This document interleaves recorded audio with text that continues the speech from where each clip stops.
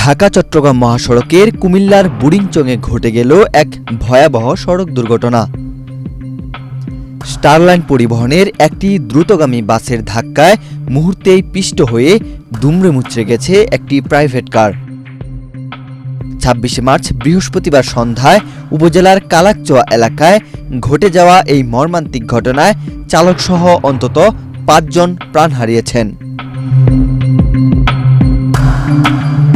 প্রত্যক্ষদর্শীরা জানান, মহাসড়কের কালাকচোয়া এলাকায় অবস্থিত মিয়ামি হোটেলের সামনে দিয়ে যাওয়ার সময় স্টারলাইন পরিবহনের বাসটি নিয়ন্ত্রণ হারিয়ে প্রাইভেট কারটিকে সজোরে ধাক্কা দেয়।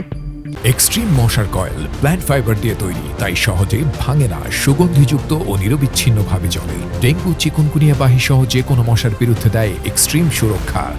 এতে ঘটনাস্থলেই গাড়ির চালক নিহত হন। খবর পেয়ে দ্রুত ঘটনাস্থলে পৌঁছে স্থানীয়রা এবং হাইওয়ে পুলিশ।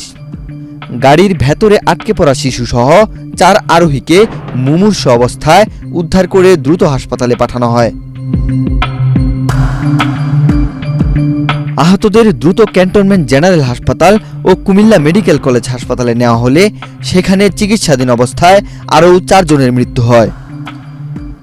ময়নামতি হাইওয়ে থানার ওসি আব্দুল মমিন ঘটনার সত্যতা নিশ্চিত করে জানিয়েছেন, মরদেহগুলো উদ্ধার করে ময়নাতদন্তের জন্য মর্গে পাঠানো হচ্ছে। দুর্ঘটনা কবলিত বাস ও প্রাইভেট কারটি মহাসড়ক থেকে সরিয়ে নেওয়ায় যান চলাচল স্বাভাবিক রয়েছে। ওয়াহিদ হোসেন জিহাদ, বাংলাদেশ প্রতিদিন।